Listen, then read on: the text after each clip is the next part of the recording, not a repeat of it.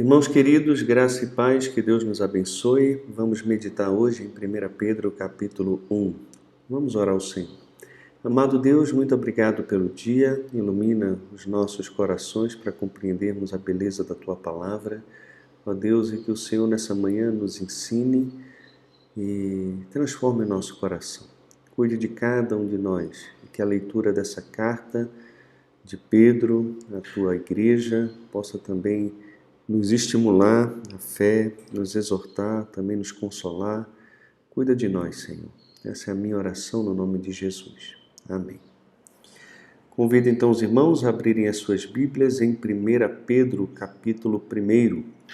O propósito de Pedro, a mensagem dele aqui para os cristãos, é que o viver cristão que honra a Cristo depende da reação adequada às exigências da vocação celestial dos crentes.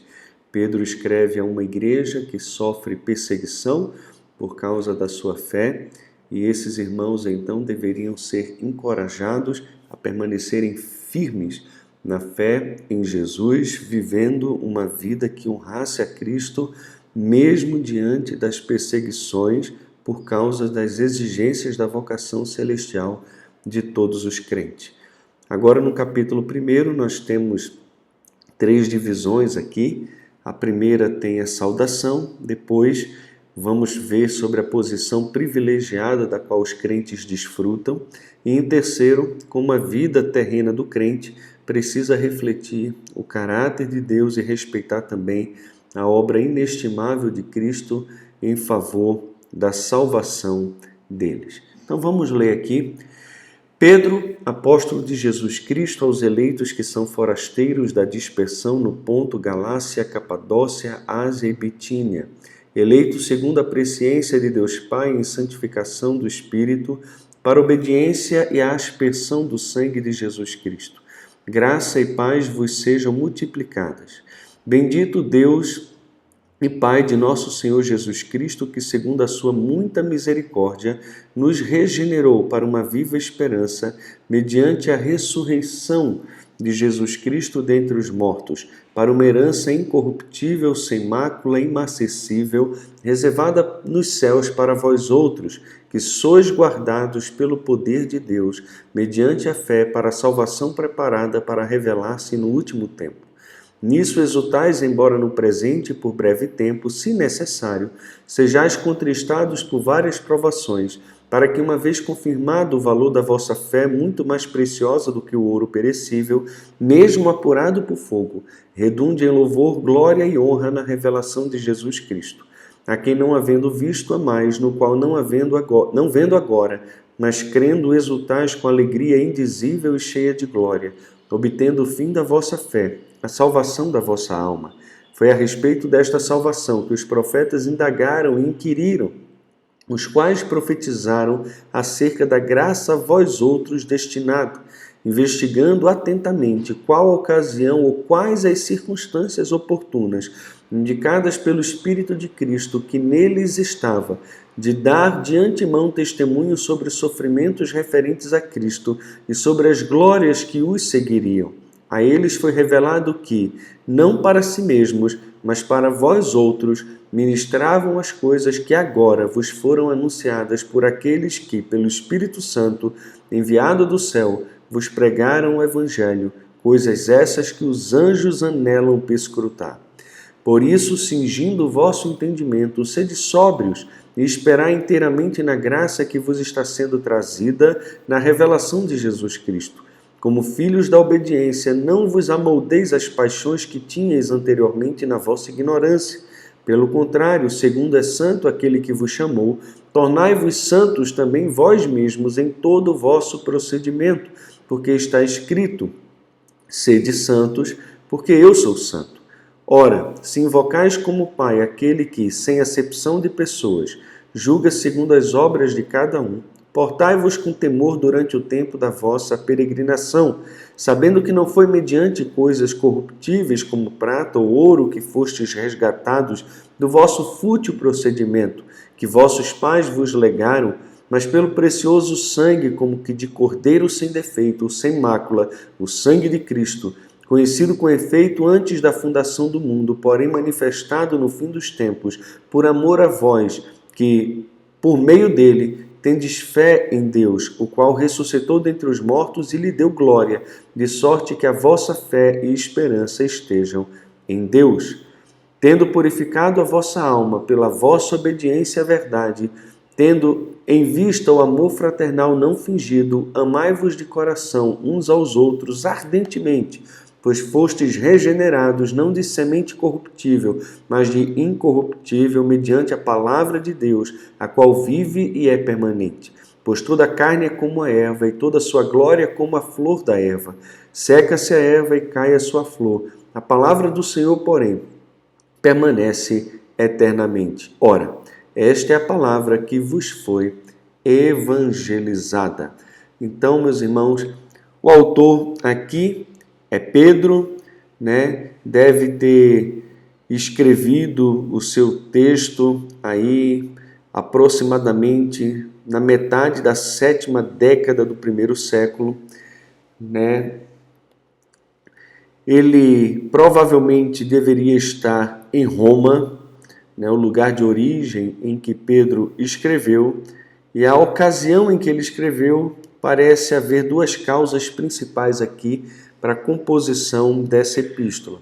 A consciência de que a igreja na parte norte e central da Ásia Menor estaria experimentando um episódio inédito ali de perseguição, era a primeira, né? E a segunda é um desprezo aparente aqui da distinção que deveria haver entre cristãos e pagãos em termos de conduta e também associação. E esses dois elementos correspondem à ênfase na esperança e também no chamado celestial, que se oporia à tendência natural ao desespero e ao relaxamento também na conduta cristã. Então, o propósito de Pedro seria encorajar o viver cristão que honra a Deus no meio de uma oposição crescente, refletindo sobre as reações exigidas pela vocação celestial de cada crente. Então, olhando para o nosso texto aqui, a gente já começa com a saudação nos 2 primeiros versículos.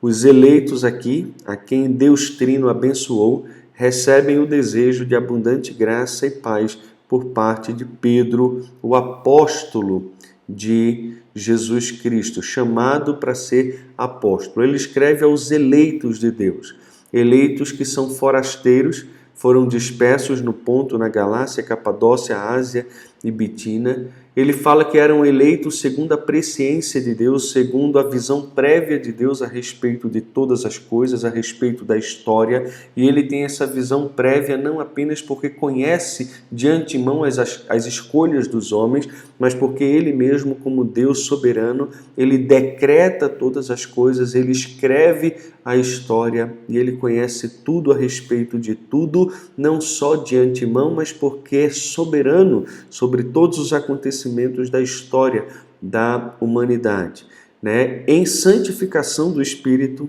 para quê? Para a obediência e a aspersão do sangue de Jesus. Graça e paz vos sejam multiplicados. Então, esses eleitos, eles foram escolhidos de acordo com a presciência do Pai, a sua soberania, eles foram separados pelo Espírito e eles foram destinados à obediência e ao perdão por intermédio de Jesus Cristo, que teve que aspergir o seu sangue para poder trazer perdão e capacitar um povo a viver em obediência ao Pai. Depois, aqui no versículo 3 ao 12, a gente tem a posição privilegiada da qual os crentes desfrutam em virtude da sua salvação dada por Deus e que, ao mesmo tempo, fornece incentivos espirituais à reação adequadas às circunstâncias. A gente vê aqui do versículo 3 ao 9 que as bênçãos da salvação são a fonte de louvor, tanto para Pedro quanto também para os seus leitores. Eles possuem uma esperança imortal, né? Bendito Deus e Pai do nosso Senhor Jesus Cristo, que segundo a sua muita misericórdia, nos regenerou para uma viva esperança. E essa esperança está ligada à ressurreição de Jesus Cristo dentre os mortos.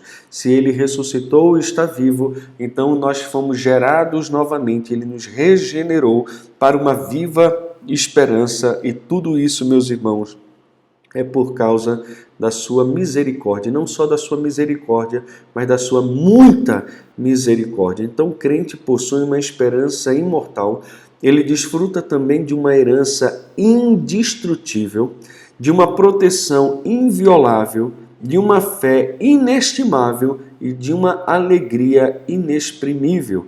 Isso tudo está aqui, por uma herança incorruptível, sem mácula, imarcessível. Essa herança está reservada não para nós na terra, mas nos céus. Diz também que somos guardados pelo poder de Deus. Isso aqui é uma proteção inviolável, mediante a fé, para a salvação preparada a revelar-se no último tempo.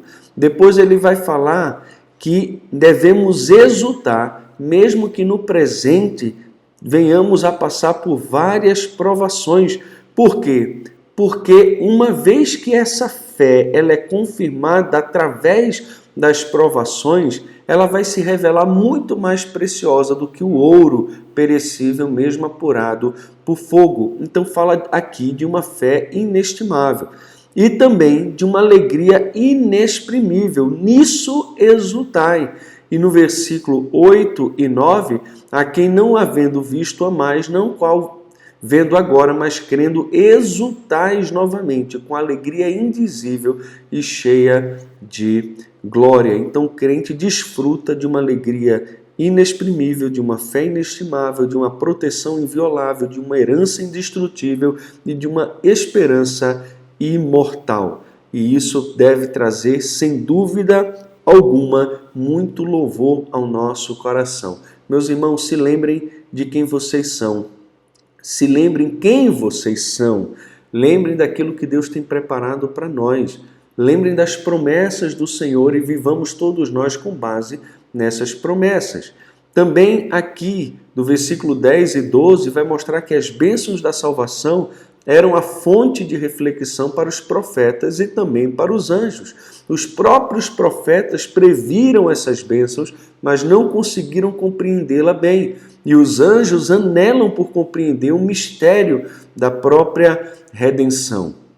Depois a gente tem do versículo 13 em diante, aqui um apelo sim à santidade da vida. E como a vida terrena do crente precisa refletir o caráter de Deus e respeitar a obra inestimável de Cristo em seu favor também na salvação. No versículo 13 aqui até o 17, vai mostrar que a vida terrena do crente precisa refletir o caráter santo de Deus por meio da obediência e também por meio do temor.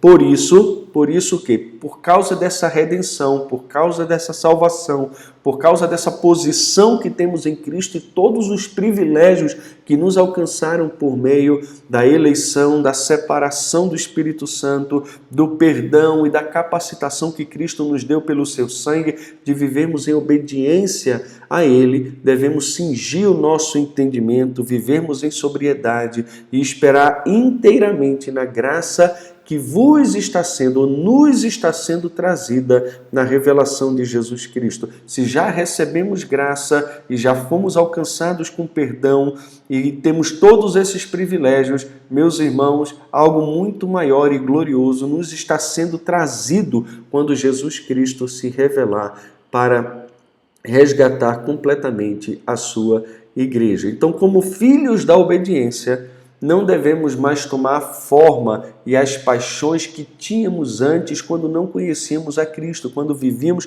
completamente entregues à ignorância. Pelo contrário, devemos viver agora em santidade, uma vez que Deus, que é santo, nos chamou. E então todo o nosso procedimento deve ser santo. Não podemos ser santos apenas posicionalmente, mas também moralmente. Devemos refletir a nossa posição em Cristo por meio de uma vida, de um procedimento digno, santo, como Ele é santo. Sede santos porque eu sou santo. Se o nosso Pai é santo, devemos ser santo também como Ele é. E vai dizer aqui no versículo 17, em diante, que a vida terrena do crente precisa respeitar a inestimável obra salvadora de Cristo em seu favor. Os crentes precisam conhecer e valorizar o custo da sua salvação. O que é de graça para nós custou um alto preço, né, para o nosso Senhor. Se invocais como Pai aquele que, sem acepção de pessoas, julga segundo as obras de cada um, portai-vos com temor durante o tempo da vossa peregrinação. Nós somos peregrinos, estamos passando aqui por esse mundo, sabendo que não foi mediante coisas corruptíveis como prata ou ouro que fostes resgatados do vosso fútil procedimento que vossos pais legaram.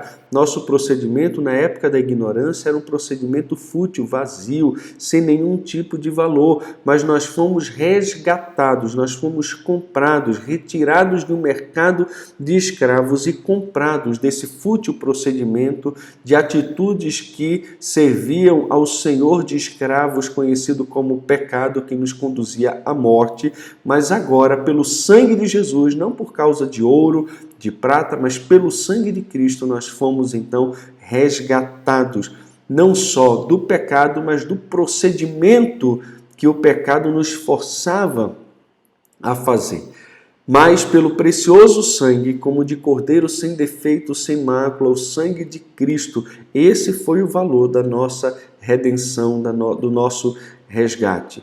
Conhecido com efeito antes da fundação do mundo, porém manifestado no fim dos tempos por amor de vós. Cristo, ele se manifestou por amor da igreja, por amor de mim e também por amor de você, né? Ele nos amou. Que por meio dele tendes fé em Deus, o qual ressuscitou dentre os mortos e lhe deu glória, de sorte que vossa fé e esperança estejam em Deus. O versículo 22 e 23 mostra que os crentes precisam permitir que a sua nova natureza, dada por Deus, floresça em amor mútuo e pureza de conduta. Ele vai dizer aqui, tendo purificado a vossa alma pela obediência à verdade, tendo em vista o amor fraternal não fingido, porque tem muita gente que finge amar e não ama, amai-vos de coração, primeiro de coração, uns aos outros, e amem uns aos outros ardentemente, não de forma mais ou menos, não de forma fria, mas de forma ardente. E por quê? Porque fostes regenerados, não de semente corruptível, mas de incorruptível, uma semente que não tem nenhum tipo de corrupção. E essa semente é a palavra de Deus, essa palavra vive, ela é permanente, ela permanece, tudo pode passar. Vem a flor da erva, ela seca, ela cai a sua flor, mas a glória da palavra do Senhor, ela vai permanecer para sempre. E é essa palavra que nos foi evangelizada. Nós fomos regenerados pela palavra do Senhor que nos foi pregada. É necessário pregar a palavra, uma palavra incorruptível, sem nenhum tipo de mancha de pecado, que é coerente com aquilo que foi entregue por Deus para a sua igreja, porque somente o Evangelho é poder de Deus para salvar aquele que crê. Se ele for adulterado, então a consequência é que nós teremos também pessoas religiosas e não pessoas transformadas pelo poder do Evangelho. Então a palavra precisa ser evangelizada e aqueles que acolhem essa palavra são regenerados e possuem sua vida transformada por causa da purificação da alma e obediência à verdade. A gente passa a viver uma vida de obediência, uma vida de amor, né, totalmente diferente do fútil procedimento que tínhamos antes, quando vivíamos na ignorância, quando não conhecíamos a verdade do Evangelho, quando não conhecíamos o poder dessa semente da palavra de Deus que é capaz de trazer vida, de regenerar todo aquele que de fato a abraça.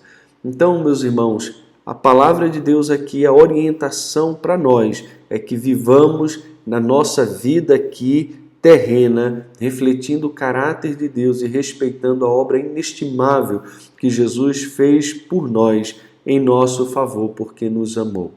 Então, vivamos assim. Lembremos quem somos, de quem somos, daquilo que Deus tem para nós, e por causa de todo o processo de salvação, toda a regeneração, toda a obra salvífica de Deus em nós, vivamos no presente dessa forma a refletir o caráter do nosso Senhor, que é santo, e respeitar também o inestimável sacrifício de Jesus, que derramou o seu sangue para a nossa salvação, para a nossa regeneração. É isso aí. Que Deus em Cristo nos abençoe. Amanhã continuamos meditando em 1 Pedro, capítulo de número 2. Um grande abraço, fiquem todos na paz.